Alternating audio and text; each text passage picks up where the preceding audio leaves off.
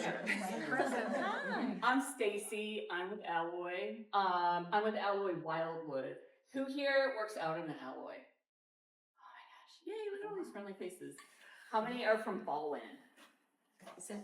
I think that's us. Yeah. I'm with Erin. Erin's out there making more copies for everybody. We want to make sure everybody got enough copies. So I'm not gonna like start hard. I'm gonna do a soft start while she's making the copies. So just explain how we all ended up here today. Erin and I were talking like women in their 40s do about, menopause and the hormones and, what do we do about it? Menopause is coming, and just how frustrating it was to go from like doctor to doctor. And it was just like one after another, like, I don't know anything about hormones. Like, I've heard they're like good and stuff, but I don't know anything about them and I'm not going to prescribe them. They'd be like, good luck someplace else. So, like, that's my internal medicine doctor. And then I go to a breast doctor and she was like, I'm not giving them to you. And I'm like, well, why not? Well, explain why these are going to give me cancer. Well, I don't know, we're just supposed to say that. And it's like, this is literally your job. Like, but it's like, we are supposed to say this. Cancer, the end. And then like, I don't like that answer either. And so Erin had researched doctors that are certified, but let me get it right. The Menopause Society, and Misty was on the short list, and she was all about that. So I changed from my gynecologist to her because my gynecologist, he told me like 10 years ago, like, don't even ask me for them. I'm not going to give them to you. And it's like, he wasn't even open to the conversation. And I just wanted to know about them. I was like in my 30s. I just wanted to learn about them. Let's have a conversation. And just like that brick wall of like, don't even ask, I'm not even going to do it. And it was just so frustrating where, then you end up on the internet.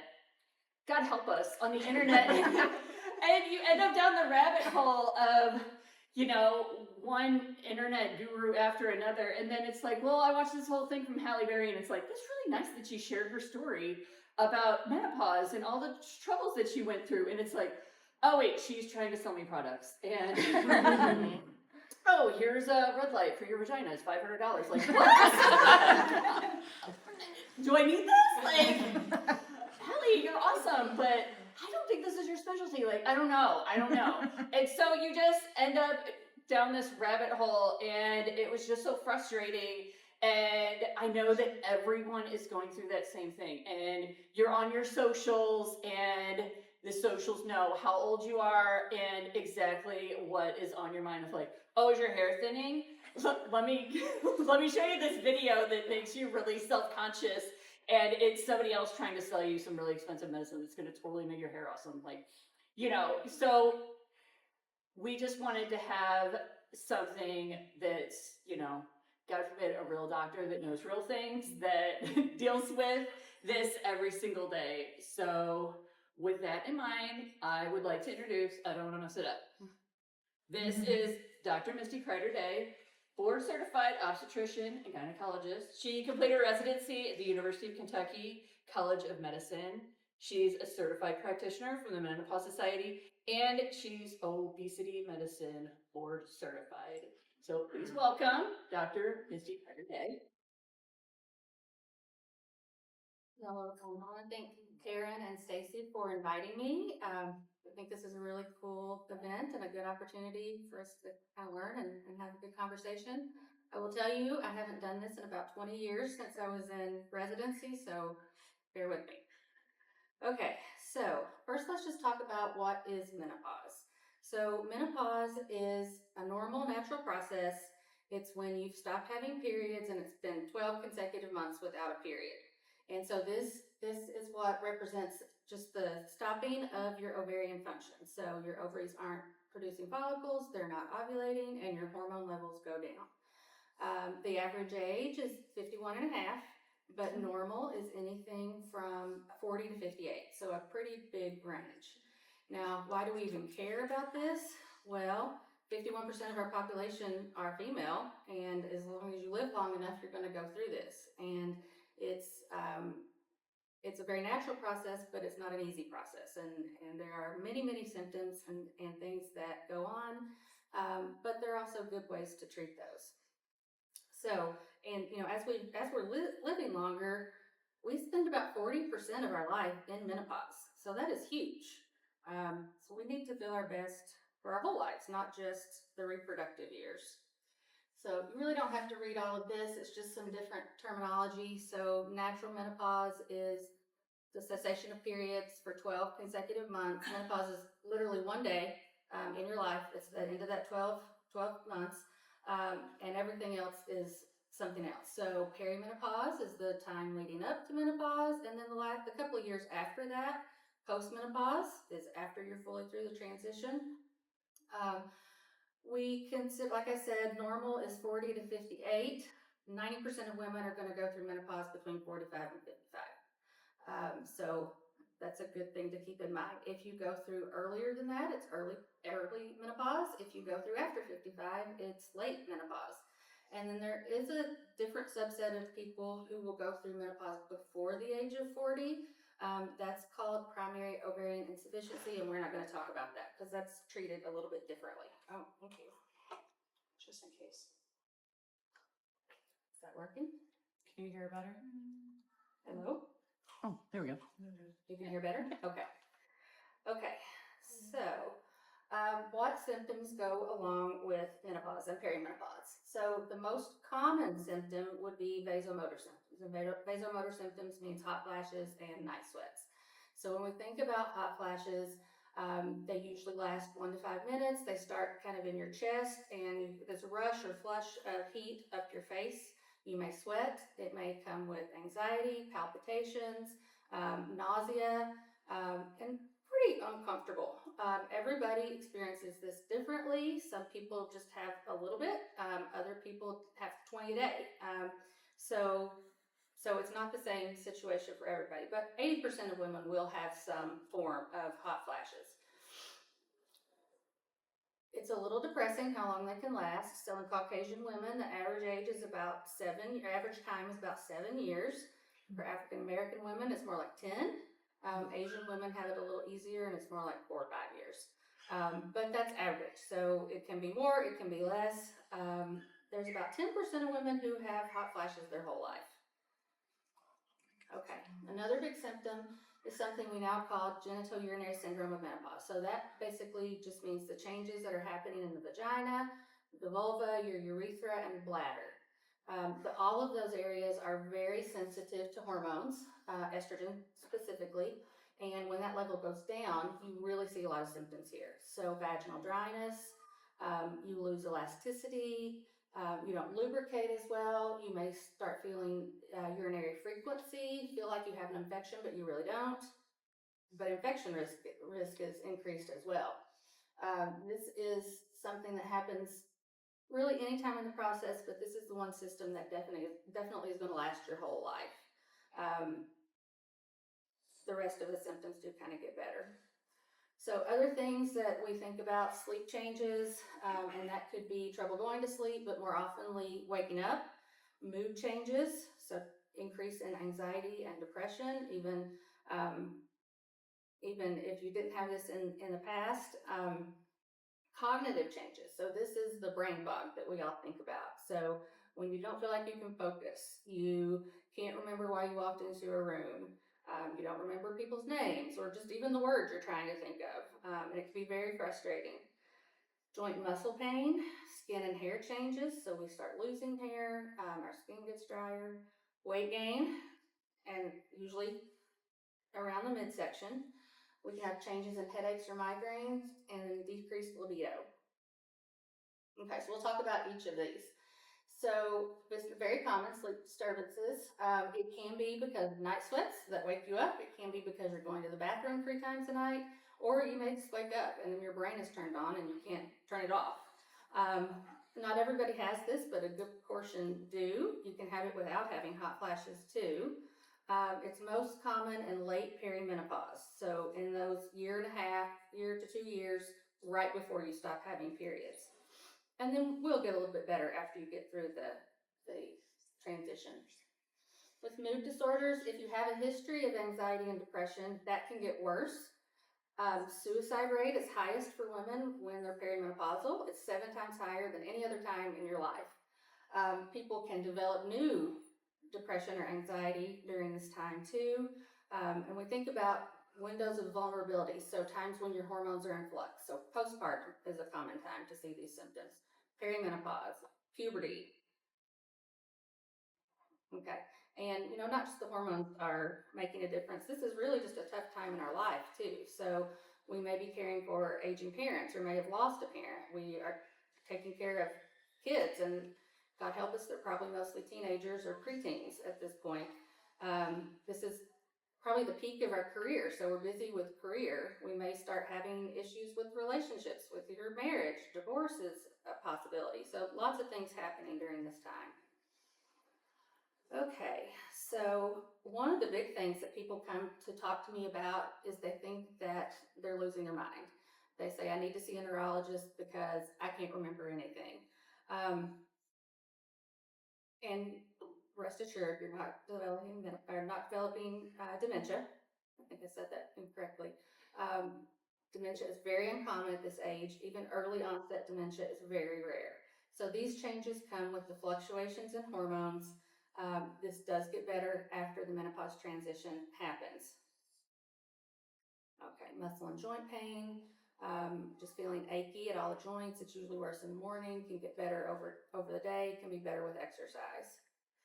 And like I said, skin changes, it's dry, it's itchy, you're getting wrinkles, losing the elasticity. You may not heal as well. You may look at your legs and say, where did I get that bruise? Because you're just bruising all the time. And with hair, lots of things happen. So we have a shedding of our hair, so we lose hair. We have a decrease in the caliber of the hair follicles and hair shaft. So what hair we have looks thinner, and we don't grow as much hair. It doesn't grow as fast. Now, on the flip side of things, we can grow facial hair very easily. So it's kind of a bad deal. Okay. So, weight changes. Another huge thing that women come in and talk to me about. Across the board, I hear I'm not doing anything different. I'm dieting, I'm exercising, and I just gained 20 pounds out of the blue. And again, it all kind of happens in the midsection. This is not necessarily related to menopause. It may just be related to age and lifestyle, but menopausal hormone changes can definitely play a bit of a role. Now, it's not just a vanity thing, gaining weight. There's a lot of risks that go along with gaining weight. So we're increasing the risk of type 2 diabetes, heart disease, fatty liver, breast cancer, colon cancer. So it's a big deal. Headaches. Headaches are kind of variable. So people who have migraine headaches, especially hormonally sensitive headaches, during perimenopause are going to have a tough time. So with the hormones fluctuating up and down, we're going to see a lot more headaches. Migraines are typically triggered by a big shift in hormones. So that big drop will cause that. Now, the good news is once you get past menopause and your hormones are consistently low, people who have those migraines that are hormonally related tend to say that they go away. Okay, so sexual dysfunction can occur, and this can look a lot of different ways. It can be a decrease in libido. It can be a decrease in the ability to have an orgasm. It can be pain with intercourse, and that's often associated with the dryness. Now, sexual dysfunction is a hard topic. Everybody comes in wanting just a magic pill. There's no magic pill for libido because so many things go into this. So our mood, if we have anxiety and depression, medications we take can be a part of this. Self-image, if we've gained this weight, we may feel really poorly about ourselves and not have that kind of desire. Using alcohol, using drugs, illnesses, chronic pain, and maybe just some partner issues too. Okay, and then lastly, perimenopausal bleeding. So it would be great if we would just have normal periods and then one day they just stop and never come back, but I think we all know that doesn't happen. It's usually a back and forth start and stop thing for a while, and that could be several years. That's a very normal thing, but there are times when it's abnormal. If you're bleeding for prolonged periods of time or it's super heavy, so that it's really affecting your quality of life. This kind of situation definitely always needs to be evaluated. Okay, so how do we diagnose menopause? We do it by talking to you. So we talk to you about your symptoms, about your periods, and we make the diagnosis that way. There's really no benefit in doing hormone testing. Everyone comes in and wants hormone testing to see where they are, but it doesn't tell us anything. There's no test that tells us you've got this much time until menopause happens. There are occasionally times that we'll do labs, like if you've had a hysterectomy and we don't have that data for your periods, or you have an IUD, or if you're really young and going through menopause, we'll do some labs. The only other time we see some benefit in it is if you're taking testosterone, we'll follow that lab to make sure that you're not getting too much. Okay, so we're going to talk about hormone therapy.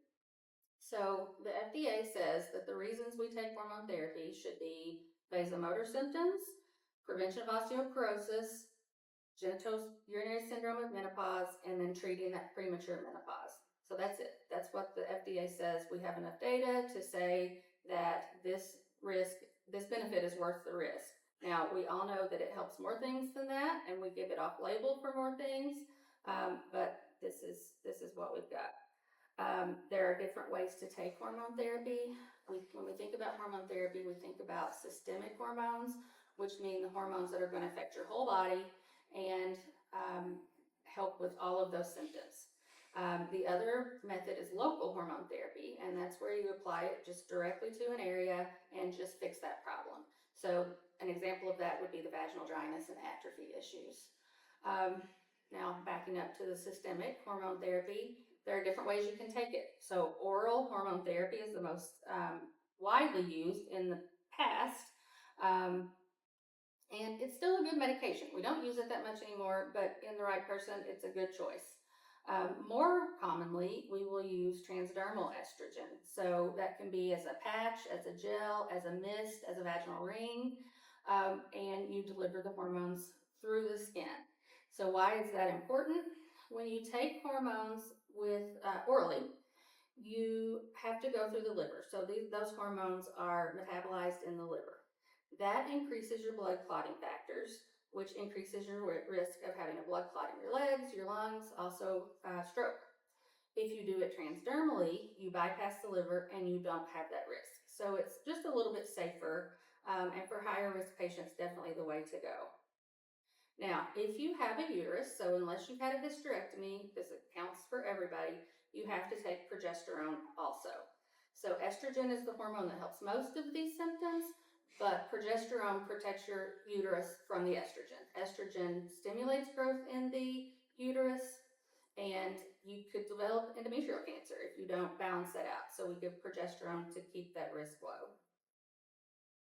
Okay, and then the vaginal estrogen is the topical therapy. You can do that in many ways too. It comes as a cream, it comes as a pill, a suppository, a ring. This medicine is virtually risk-free. You can take it till the day you die and really not increase your risk. You can use this if you've had breast cancer, you can use this if you've had a stroke.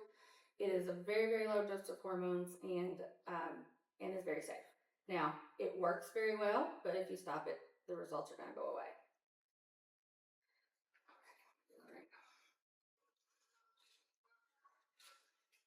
So people are concerned about bioidentical hormone therapy. And really, that's just a marketing term. It doesn't have really any clinical significance. Basically, what it means is that the bioidentical hormones are chemically identical to the hormones made by your body. So estradiol is the main hormone made by the ovary, the estrogen hormone made by the ovary, and progesterone is the progesterone. So bioidentical hormones are molecularly identical to that. So some other hormones are used that aren't bioidentical. For example, you've probably heard of Premarin. That's made of conjugated equine estrogen. So it was originally derived from pregnant horse urine. Made in a lab now, but that has 9 different estrogens in it, most of which aren't in our body. So again, I'm going to say there is a place for it, but usually we do try to go with those that are a little more natural to our body. There are FDA approved options for all of the hormones that we use. Now, who can't have hormones? People who have unexplained vaginal bleeding. So you've got irregular bleeding and you haven't seen your doctor. You should definitely see your doctor and get that worked up before we give you hormones, which could make the situation worse. If you've had breast cancer in the past, or ovarian cancer, endometrial cancer. Now, I did not say if you have a risk of those things. If you have a risk of breast cancer, you're still eligible to take hormone therapy. If you've had a stroke or a heart attack, we usually don't give this medication. If you have active liver disease, we wouldn't use it. And if you've had a blood clot in your legs or your lungs. Now, there's some situations where that's a little different, but for the most part, we try to use non-hormonal methods. And there are some consequences. So most commonly, you can have some irregular bleeding when you start hormones, especially in the first 1 to 3 months. You can have breast tenderness and even have some growth and enlargement in the breast tissue, nausea, bloating, fluid retention. Some people have some mood changes, particularly with progesterone. So there are some side effects. I will tell you that most patients may have 1 or 2 of these. Some patients have none of these. It's usually not bad enough that people want to stop. Okay, so when should we start hormone therapy? If you watch social influencers, social media influencers, you can get a whole host of recommendations here. But we know from studies that the best time to start hormones is early. And by early, I mean within 10 years of menopause and less than the age of 60. So we know in that time frame, these are very safe. So you're going to see a decrease in cardiovascular risk if you start during this time. You're going to see a decrease in osteoporosis during this time. And if you look at all women on hormones in this age group and compare them to women not on hormones, there's lower mortality rate too. So they can make a really good positive difference. The story isn't the same if you're over 60, and I feel bad for those women in the generation of the WHI who missed out on hormones. But starting after 60 is a little more risky. You do have an increased risk of heart disease and stroke, and you don't get the same benefits that we see in the earlier years.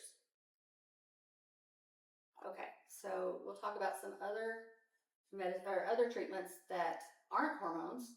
So for hot flashes, for night sweats, what works if you can't or don't want to take hormones? Well, weight loss can help, especially if you're obese. You can do cognitive behavioral therapy or hypnosis.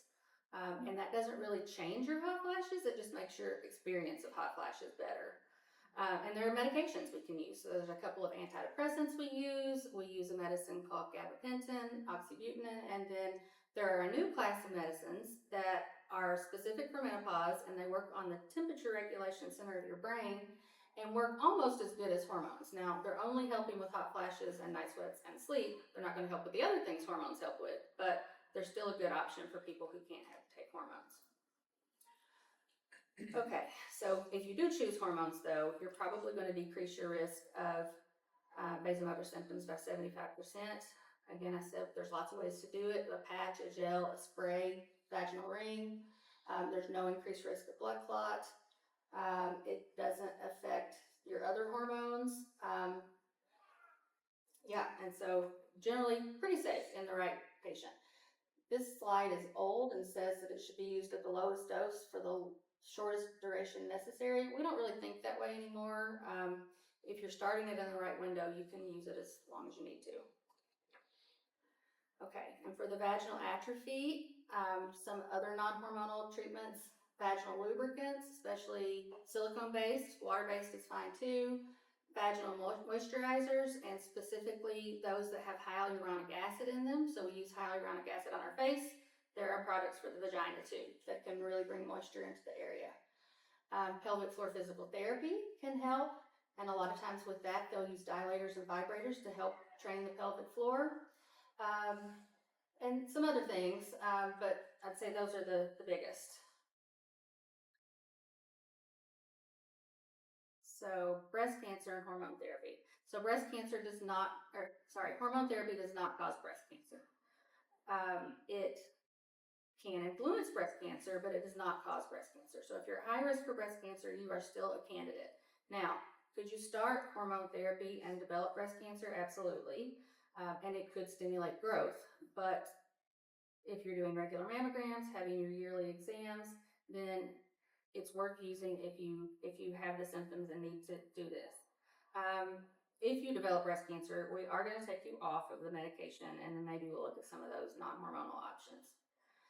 Like I said, endometrial cancer risk is higher, but that's only if you have a uterus, obviously, and don't use the progesterone. So if you're taking the right balance, then you will be fine. Heart disease is not increased if you started in that right time frame, but can be increased if you start it at a later day, a later time, after 60. And venous thromboembolism, that is a blood clot, either in your leg or your lung. If you stick with transdermal estrogen, that risk is not increased. Okay, diabetes and hormones, we actually see a good benefit to hormone therapy with diabetes. You can have as much as a 30% decrease in your risk of developing diabetes. It helps with glycemic control and can help your diabetes medicines work a little bit better. Oral does work better here, but you do still get benefit from the transdermal. Okay. A lot of people come to my office and say, I have migraines, I'm not eligible to take hormone therapy. That's not true, you are. If you have migraine with aura, which are the vision changes, then we do recommend sticking with the transdermal, but it is still an effective option for you and may help to decrease the frequency of your migraines. Okay, so the cognitive changes, we're back to the brain fog. Can't remember a person's name, the word that's a very obvious word, you forget why you're in a room. It is common, but it does not lead to dementia. These symptoms tend to go away after menopause occurs. Okay, so we've talked a little bit about mood, anxiety, and depression do worsen during menopause. Hormone therapy alone shouldn't be used to treat clinical anxiety and depression. You should stick with your antidepressants and your anti-anxiety medications. However, hormone therapy can make those medications work a little bit better. So using hormone therapy in conjunction with your antidepressants and anti-anxiety medicine may give you a better outcome. Okay, sleep. Hormone therapy can help with sleep. The estrogen can decrease hot flashes and night sweats, which lets you sleep better. It makes you feel a little less restless and able to fall asleep easier. The key to sleep with hormone therapy, though, is micronized progesterone or prometrium. So that's the progesterone component, and it is just a godsend for sleep. Women start this, tell me they haven't slept in years, and then they tell me it's the best sleep they've ever had. So you can really get some good benefit there. Okay, so hormone therapy for sexual disorders, we do use testosterone sometimes. In low doses, we keep hormone levels low, and in the female range. We don't want to get to male range because there are a lot of side effects that can happen. There are other non-hormonal medicines too. So off-label, we use Wellbutrin sometimes, which is an antidepressant. And then there are 2 FDA-approved medicines. One is Addyi, and the other is Vyleesi. So these are both good options. I will say none of the options is perfect. And aside from the Wellbutrin, all of these options are fairly expensive too. And of course not covered by insurance. But Viagra is. Of course. It's a solid one. So if you were to decide to use testosterone, we have to use a male product, but we use a smaller amount. We test labs fairly frequently, about every 3 months or so, to avoid adverse events. So if you get a really high testosterone level, you can see an increase in growth in that facial hair. You can get a deepening of your voice. You may start getting male pattern baldness. And those things can be irreversible if they happen. So we want to just avoid the symptoms rather than have to try to treat those. Okay, so weight gain in menopause. This is often because of aging and lifestyle changes. Again, this is sandwich generation. We're doing a lot. We don't have a lot of time. We're not sleeping which really can make a difference in how we function during our day. If we are sleep deprived, we have higher ghrelin levels. That's a hormone for hunger. And we have lower leptin levels, which is a satiety hormone, makes you feel full and satisfied.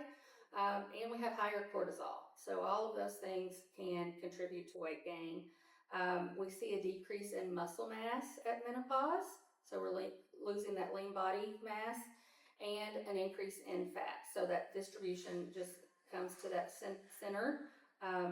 With less muscle, your metabolic rate's going to be lower, and you're going to be more prone to gain weight. So the things that you did when you were 25 that worked well may still work, but it's going to take about 4 times as long. So, we should start with lifestyle and behavior modifications, diet, nutrition, physical activity, trying to get better sleep, trying to control your stress. What's the best diet for menopause? There is no best diet for menopause, other than the best diet is the one that you can follow for the rest of your life, because a fad diet is only going to be good as long as you're using it. I will say that low carb and high protein is probably a little bit better, and Mediterranean is a good option too. But the high protein can help to counteract some of that muscle loss if you're doing that in conjunction with some exercise. And physical activity, super important to just survive and to decrease our cardiovascular risk. We need to get at least 150 minutes of aerobic activity a week, and work out with some fairly heavy weights 2 to 3 times a week. If you want to lose weight, those numbers have to be a lot higher. So at least more like 300 minutes of aerobic activity. And as we age, we also want to add some balance and stability type exercises in as well. Now, if it's more than just I've gained 10 pounds and you're actually treating obesity, you can use medication. Everybody knows about Wegovy and Zepbound, the GLP-1s. They're very effective. They're chronic medications, so they stop working when you stop using them.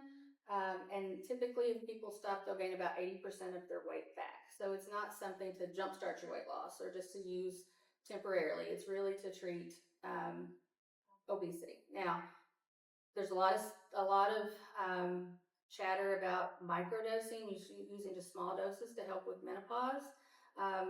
We don't have a lot of data for that yet, but it may be promising. The other medicine that I think is promising now is metformin.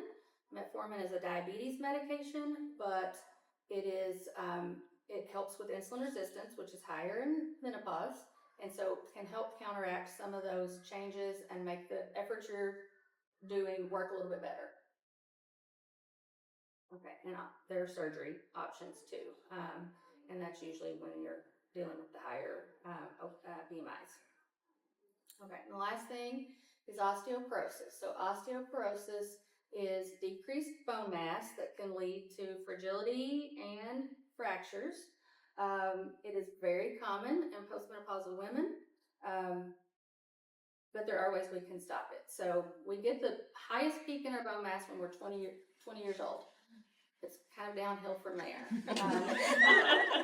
Around menopause, so perimenopause, we get the most rapid loss in bone. So it really starts declining quickly in perimenopause. After menopause, it slows down, but still decreases somewhat. And by the time we're 80, we have about a third less of the bone that we used to have. So how do we diagnose it? With a DEXA scan. So that is an x-ray of your spine and your hips, looking for this low bone mass. The scores are compared to healthy 30-year-old women, so it's going to naturally go down as we get older, but we do have parameters in place to know what's worrisome and what is okay. At this point, the recommendation is to start those at 65. I think that's really late, simply because you've done the damage at that point. You've lost the majority of your bone at that point. If you have risk factors, you can get it sooner than that, and it's not a super expensive test, so you could probably pay out of pocket too, but I usually don't have a problem getting it covered if you are menopausal. Now, estrogen therapy is FDA approved to help with osteoporosis. So it decreases your fracture risk, it increases bone mass. And it does that for as long as you're using it. Now that benefit does go away after you stop hormones. But to get you through that really rapid phase of growth, it could be a really good idea. There are medicines that we can use too once you have osteoporosis, but we'd rather just prevent it. Okay, so that's all I have right now. Like I said, if we live long enough, we are going to go through menopause. It can be a roller coaster, but we don't have to suffer. There's no gold medals for getting through it without treatment. Do what is going to make you comfortable and kind of get you through this stage. All right, thank you.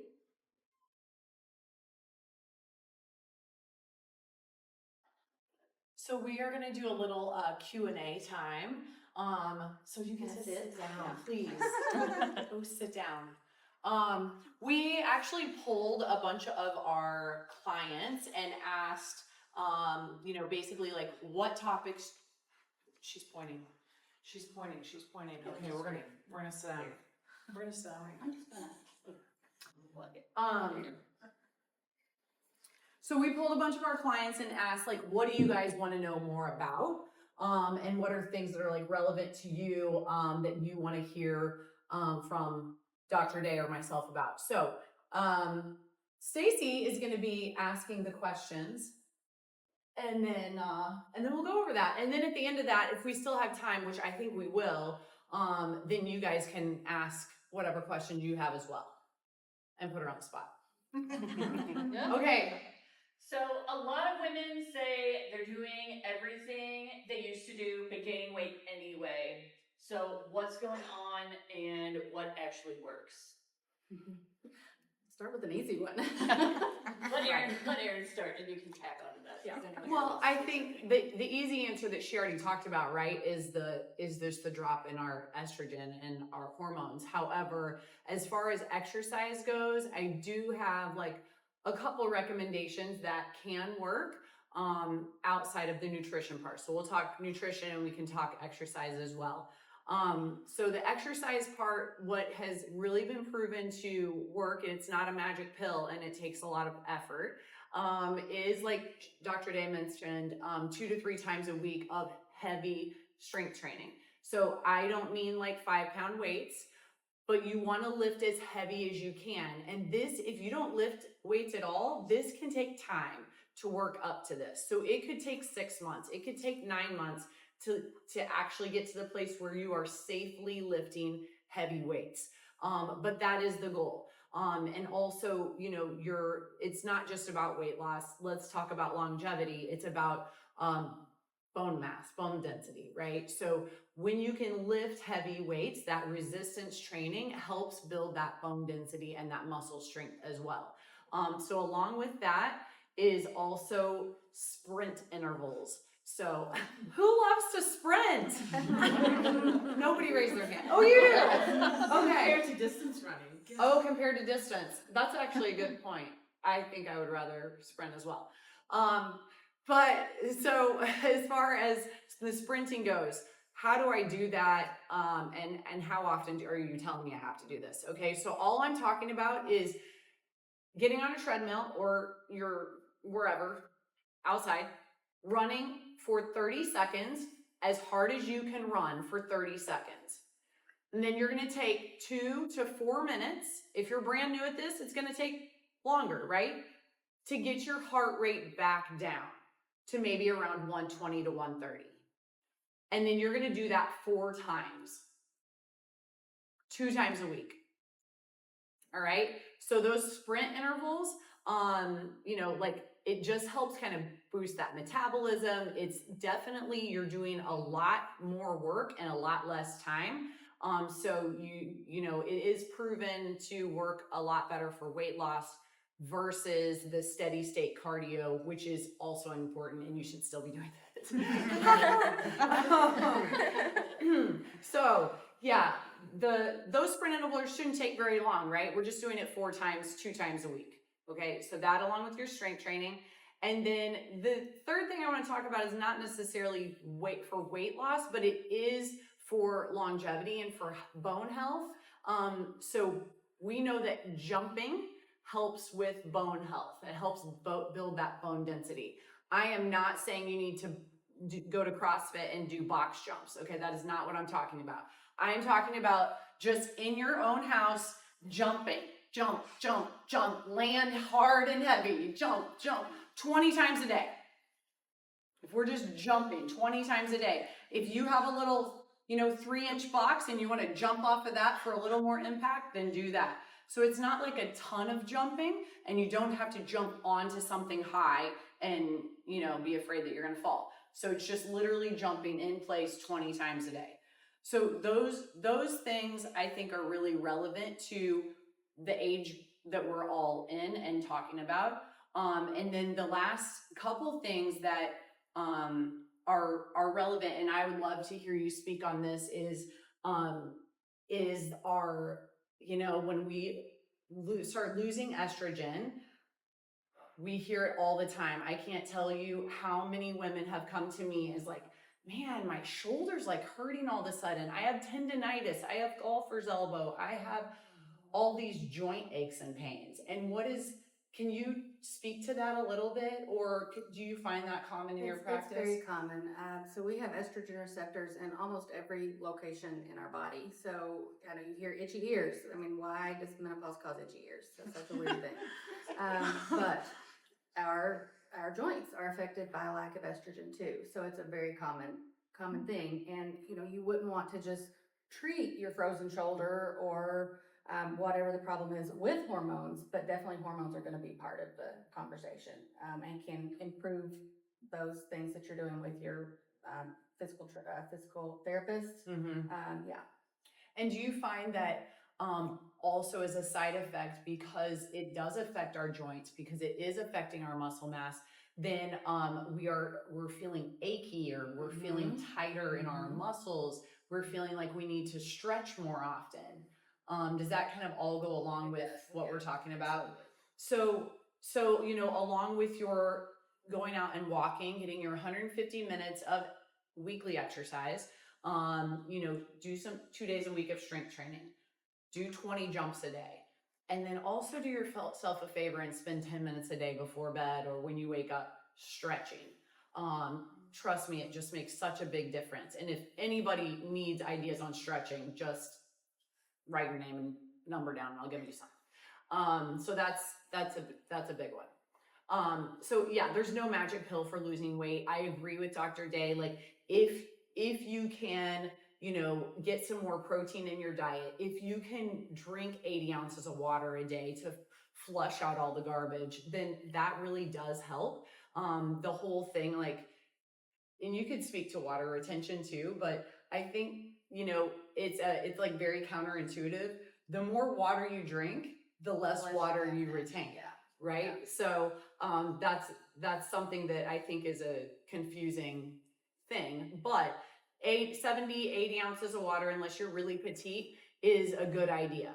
And then of course, just stop eating sugar, you guys. But the problem is we're angry and we're tired and we're addicted. So, that's the other thing, but that's so much easier said than done, right? I mean, sugar gives us such a dopamine hit in our brain. Really more so than some drugs. So it's really a hard thing to break, but it's an important thing to break. Yeah. Okay. Next. How does nutrition need to shift during menopause? Are there specific things women need to be eating more or less of? Well, so like we talked about, protein becomes very important. There are all kinds of different formulas for how much you need. A common one is 1.2 grams per kilogram of your body weight, and some people use ideal body weight. That's a lot of protein. Kind of feels like a full-time job sometimes, just trying to get your protein, but super important for maintaining that muscle mass. Fiber is another thing that's super important. You want to try to get at least 25 to 35 grams of fiber per day. And fruits and vegetables are your best source of that. And then other nutrients that become more important, calcium for bones and vitamin D. So you want to make sure those are high enough. Better to get with diet, but if you can't, then a supplement is okay. All right. How does the drop in estrogen specifically affect a woman's body composition, metabolism, and muscle mass? Right. Or is it estrogen related? Like, what Yeah, is? I mean, I think it's multifactorial, but yeah, you have the decrease in muscle mass, which leads to decrease in metabolic rate. With drop in estrogen, we develop more insulin resistance, which leads to the gain here. When estrogen is low, we see higher cortisol levels, which also helps to influence weight gain. So this is not answering that question, but it made me want to ask you one. So like, at what point should any of us come see you or another specialist? Like, if we're just having like, oh, I just keep, my joints keep hurting, but I'm like not having the other symptoms, or if it's just like one little thing, and us as women, we blow stuff off because we're always taking care of all the other people, and so. And I just think that that's part of our DNA. Like, we'll tough it out. Like, we minimize our own issues. And so can you speak to that a little bit? At like, what point is, should we come see somebody? Sure. I mean, I don't think there's ever a time that's too early. When you are younger, we may just be having a conversation. But I say come when you're feeling uncomfortable with your symptoms. And you may be having symptoms and still having completely normal periods. That's very possible. But just because you're having periods doesn't mean we can't start hormone therapy. It may just look a little different depending on where you are in that process. And if you're not fully menopausal, we have to keep contraception in mind. But this is a conversation I have with people at 40, at 38, really anytime. And are you ever too old then? You said 60 a while ago. So here's to that point, all of us that are younger now, Yeah. if we started on hormone replacement therapy before we were fully menopausal, number one, do we ever get off of it? Number two, like, what would be the reason to get off of it? So the reasons to get off are if you had a blood clot, a stroke, a heart attack, if you developed an estrogen sensitive cancer. So those are reasons you just need to come off right away. Otherwise, there's really no definite time you have to stop. We used to say, the shortest amount of time to take care of your symptoms. That thinking has changed a bit, and women can stay on long term. Like I said, starting after 60 has quite a bit of risk going on with it. It's not the same if you start at the appropriate time and keep going after 60. We don't see the same risks, and still get some of that protective benefit from the heart, from other cancers. So, when patients have been on for a while, it's just a conversation we have every year when they come in. How are you feeling? Do you want to come off of this? You don't have to come off of this. So, for older women, we notice that there's a big case of like UTIs as women get older. Yes. Because of low estrogen, the dryness, all the things, right? So is that pretty normal to prescribe like a vaginal gel or something like that in older women as a form of hormone replacement therapy? But that's something that they can do They can do forever. They can start that late. They can start that one late. Is that the only one that, because we train a lot of women in their 60s and 70s, and so it's like, what can we recommend for them? So yes, I think treating the vaginal symptoms, the urinary symptoms, there's never a problem with that. Those hormonal doses are super low and really not harmful. If they're having other symptoms like hot flashes or sleep, we're going to try the non-hormonal options first, and there are good options for most of the symptoms. Now, there's no option that takes care of all of the symptoms like hormone therapy does. we have to get a little more creative. I do start people after 60 at times when we just kind of go through the risk and benefit, but the benefit does start going down. Okay. All right. Thank you. So theoretically, I could start taking hormones at 45, and then I'm like 95 and still like going strong. Still juicing. I'm Yes. gonna keep taking. I'm gonna look just like this. I'm gonna dye my hair forever, and nobody will know the difference. What type of exercise is most important for women in this stage of life? Is there anything they should be doing differently than before, exercise-wise?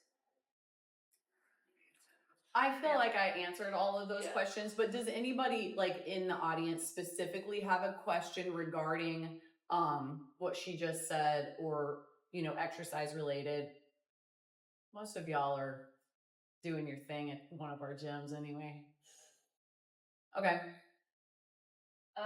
Most people know about hot flashes and night sweats, but what are the symptoms that most often go unrecognized or get misattributed to something else? Like, would that be just, I'm anxious and I don't know why? Sure, anxious and I don't know why.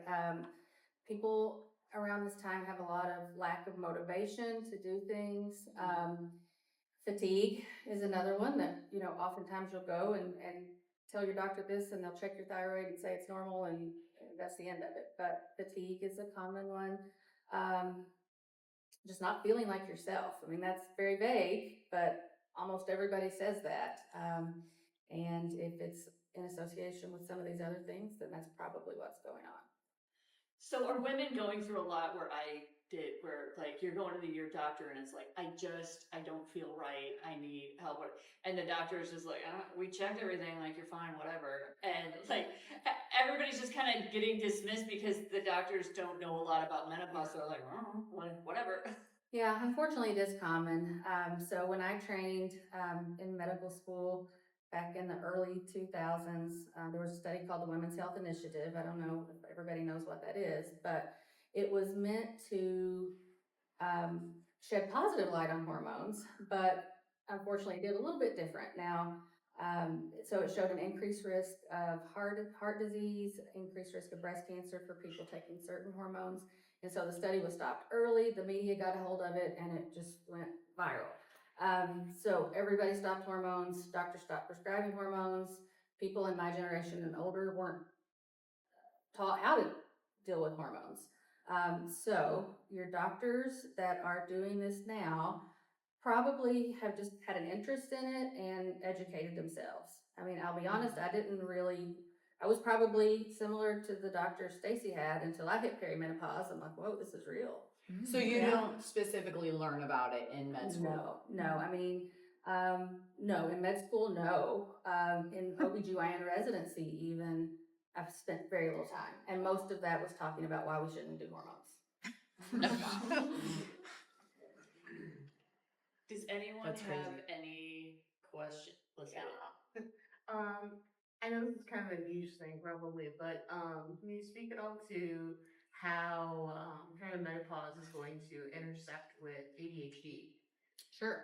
So a lot of women go undiagnosed with ADHD. It's much more common to misdiagnose a female than a male. ADHD symptoms worsen around perimenopause, so you may need to adjust your treatment for that. And a lot of women are diagnosed for the first time around perimenopause. Now, all of the focus issues don't have to be ADHD. It may just be some of that brain fog and cognitive changes, but it is much more common and worsens a bit. Oh yeah, thanks, Carter. Everybody was like, you saw that. Anybody else? Yeah. Do you have any recommendations for reading resources, books, that kind of thing? We're at the library. Oh, that's such a good question. In the library, and I was struck a little bit by how many of them wanted me to completely make over my life and take on Yes. the patriarchy. Yes. And we're talking about, sandwich generation. I don't have time for that. Exactly. It's like I need the puberty flyer for menopause. Do you have something like that you would recommend? So I'll say first off, a lot of the social media influencers have some of it right, but not all of it right. I get a little leery, like Stacy said, when they tell me this is what I need to do and then they sell that thing. So supplements and et cetera. I think Jen Gunter is a good source. Her book is The Menopause Manifesto. She's super well research based. There's a podcast I loved called Ovary Active. And it's two doctors. One, Dr. Dinsmore Sue, runs an online menopause company, and then the other, Dr. Vodish, is at Stanford. Super evidence-based. They have great recommendations, and it's pretty easy to follow. So that's good. Another podcast I like is Dr. Lauren Stryker's Inside Information. That is about menopause and also some of the sexual dysfunction changes. She's from Northwestern and does a really good job too. The doctors that do Ovary Active have a book coming out in June that I think I'm looking forward to reading. I think, oh my goodness, here's my brain fog. Tabor, what's her book? Mary Claire. Yeah, how much should we pay attention to her? Well, so I think in the beginning she was really good and really evidence-based, but it seems like she's jumped the shark a little bit. Products. Yeah, with the products. Mhm. So her book is pretty good, Okay. I think. At the end of the, I don't know why I can't remember the name of this book. The new Perimenopause. Thank you. The back section of the book basically is a glossary of every single symptom you may have and the non-hormonal and the hormonal things you can do to treat it. So I think that's a pretty good resource. Yeah. I'm curious, you had one slide up there about it, the sort of the correlation between a drop in estrogen and insulin sensitivity and diabetes diagnoses. And do you find that women who are diagnosed with type 2 who go on insulin therapy, I mean, is that having a pretty big impact, or do you notice changes in that? So do I notice if menopause makes the diabetes worse? Well, if the drop in hormones is either a cause for I mean, we talked about it as a cause for insulin resistance. Sorry, not So sensitive. definitely, I think your risks go up, and it's for multiple different reasons. So the hormone changes for sure, but also the weight gain and the change in other hormones that aren't your ovarian hormones. And with the insulin resistance, that just puts you at super high risk. Does the hormone therapy then become another aspect of treatment, not like by itself? Yeah, but you wouldn't do it by itself, but it has been shown to help your other therapy work a little bit better.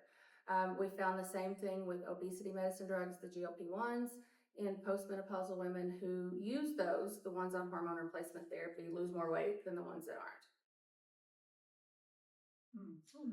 Can I tag off that and just ask about people with like PCOS or any other hormone, problems and how that would affect it? Yeah, so PCOS can sometimes make diagnosing perimenopause a little bit harder because you may be having these abnormal periods because of the PCOS and not perimenopause. But we would just look at your symptoms. In that situation, we would probably do some labs. I don't think that your experience of perimenopause will be worse because of PCOS.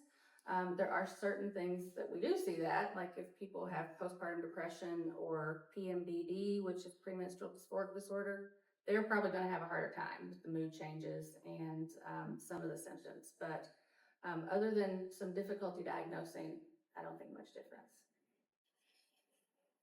I had a question from the exercise perspective because it made some really good suggestions, but then also talked about joint pain and possible osteoporosis.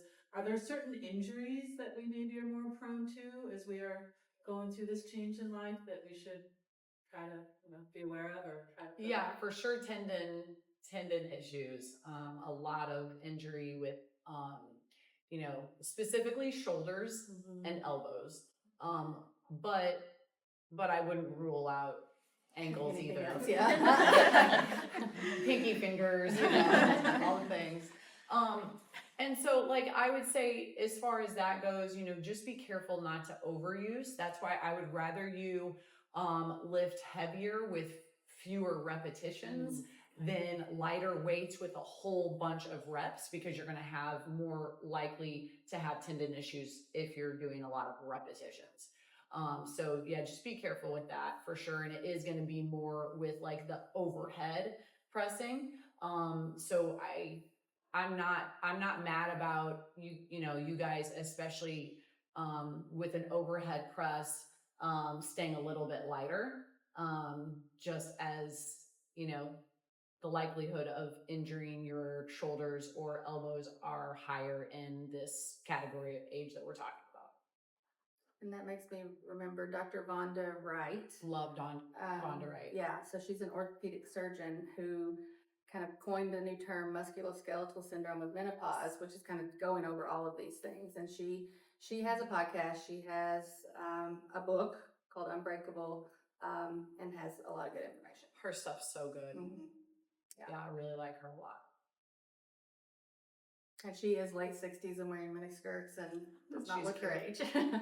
I will say, like, just in my experience with training a bunch of women in this age group, don't see as many issues, tendon issues with the lower body, lower, legs and glutes. So I wouldn't be afraid to, overwork a little bit. If you're gonna work a lot of, do extra workouts or things like that, legs are your friend. And if you think about the aging body, falls are one of the biggest concerns as we age. And so building that muscle mass in our legs is super important.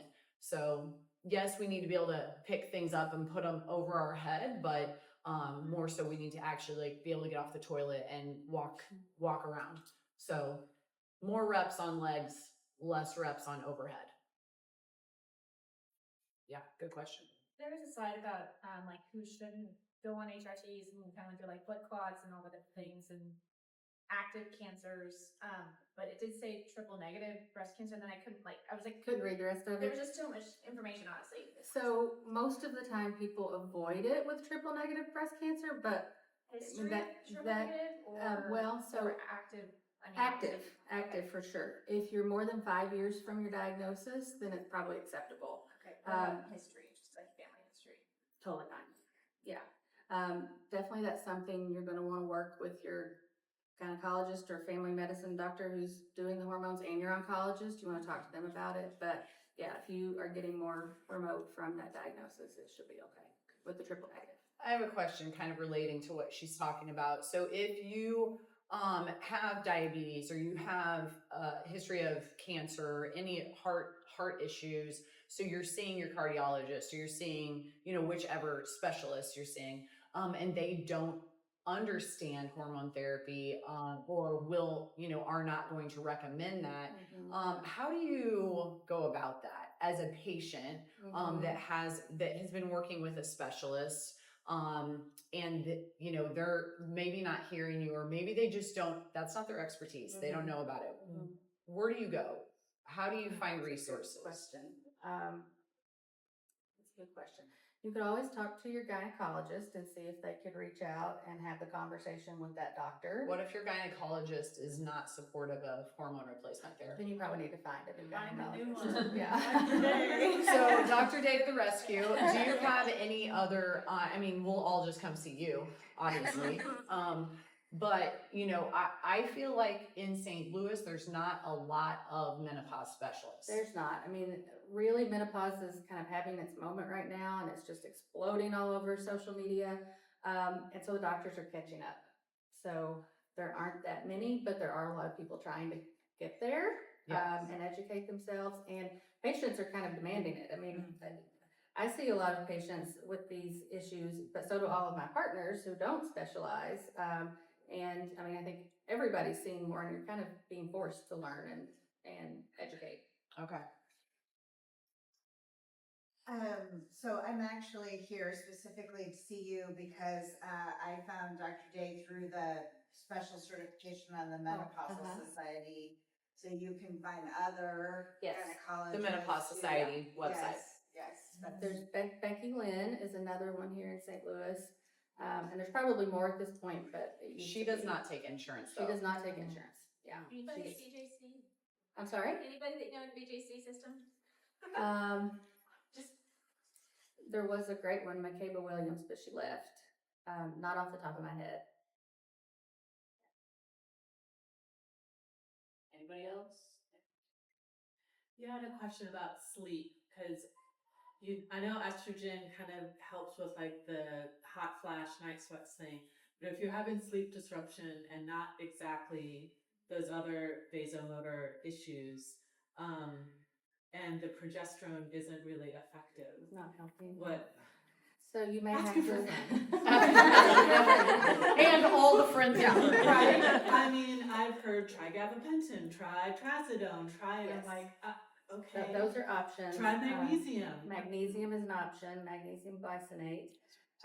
All of the sleep hygiene techniques, which you're probably doing. So a cool, dark room with a fan, sleep in light clothes. Don't eat within 3 hours of bedtime. Don't exercise within 3 hours of bedtime, but exercise. Limit your caffeine and cut that off by noon. That list kind of goes on and on. But there are different medication options. Not all are great because some can be habit forming, but there are some that are okay. So are there some that you think would be more worth investigating than others, or is it very much just an individual? It's probably an individual thing, but I would say we go with trazodone probably first among all of those. And is that something that is that like addictive, or can you get off of that? You can get off of it for sure. If other benzodiazepines like Xanax, you can get tolerant and dependent on those. So usually try to stay away from those. Okay. But yeah, and I primary care doctors prescribe trazodone all the time. There's no real bad side effects to it? For most people, no. Okay. If you start low and go up slowly. Okay. And it's really important to get your sleep, people. Right. Sleeping. Like, really important.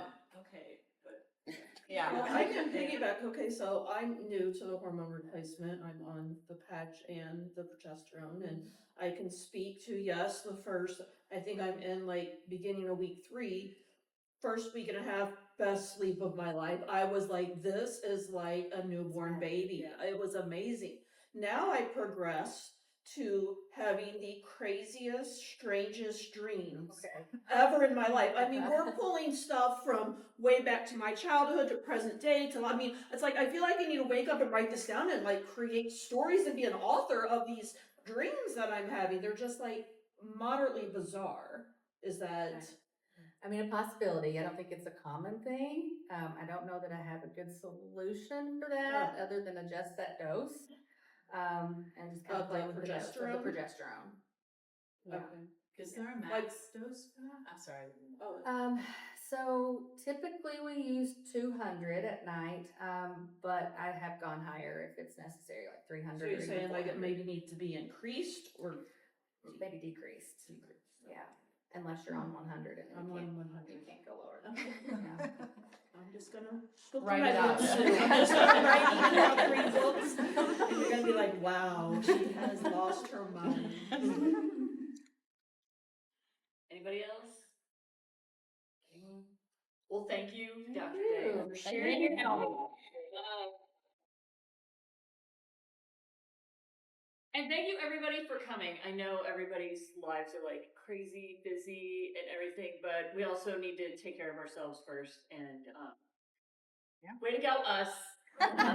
Take time out of our day for us to take care of ourselves. So thank you everybody. Yes, thank you guys for coming. Oh.